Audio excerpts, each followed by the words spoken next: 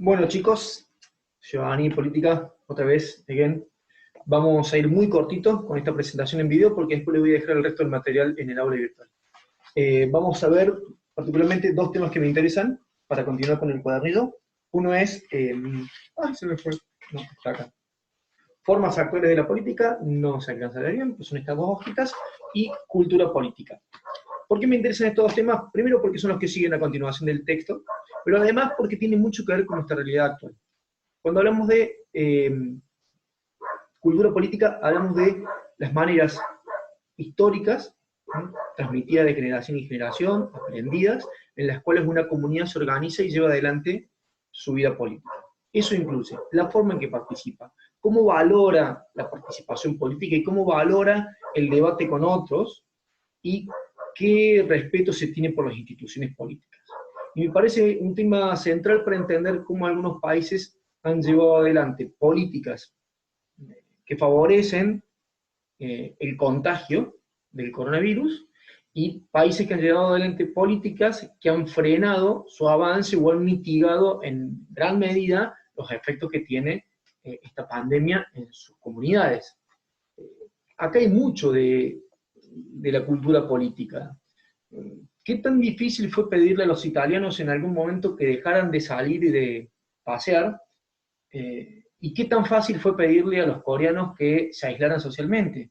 ¿Qué tan difícil fue pedirles hoy por hoy a los brasileños que frenen la economía? ¿Y qué tan fácil es pedírselo a los chinos que fueron aislados en una ciudad entera, millones de personas?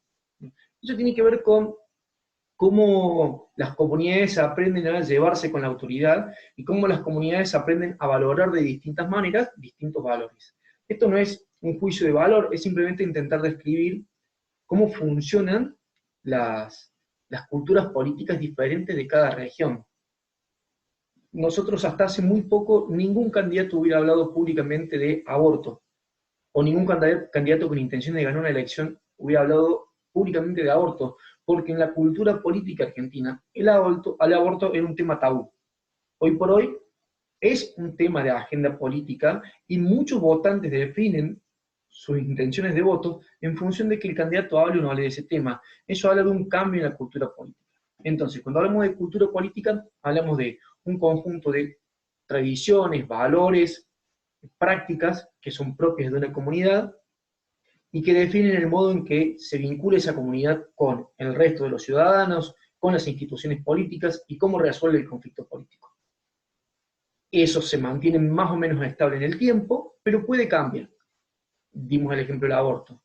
Un ejemplo también que es muy presente en la cultura política argentina y que figura en el texto es el tema del caudillismo y de la violencia en el debate político. Si bien llevamos 30, 40 años de debate político casi ininterrumpido, también es cierto que muchas veces esto que hoy llamamos grieta se presenta en la política argentina, que tiene que ver con la violencia en la cual las comunidades disputan o debaten sobre temas políticos.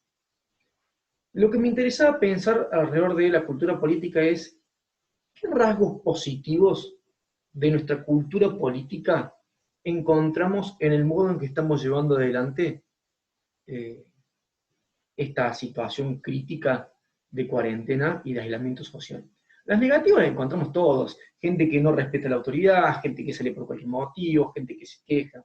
Pero hay rasgos positivos y me gustaría que ustedes en los comentarios digan cuáles pueden ser. El otro tema del día tiene que ver con participación política. Hay tres grandes niveles de participación política. La gente que, en democracia por lo menos, la gente que solo va a votar, que levanta la mano y que a veces ni siquiera se informa para votar, entre los cuales hay muchos de ustedes. La gente que de algún modo se involucra, por lo menos se informa, participa en redes sociales, participa de algún cacerolazo espontáneo en los balcones de su casa. Y la gente que se vincula directamente en la participación política y social, ya sea a través de un partido político, un sindicato, un club, pero está metido en la construcción de la comunidad, de la sociedad. Me gustaría también pensar con cuál se identifican más ustedes y cuál creen que debería ser un espacio válido para la construcción de una comunidad.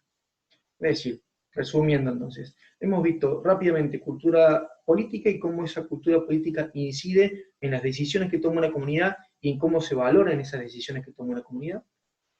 Y hemos visto participación política, 3 niveles de participación política, de los cuales me gustaría ver ustedes con cuál se sienten identificados, y me gustaría que hagan una valoración de la cultura política argentina, positiva.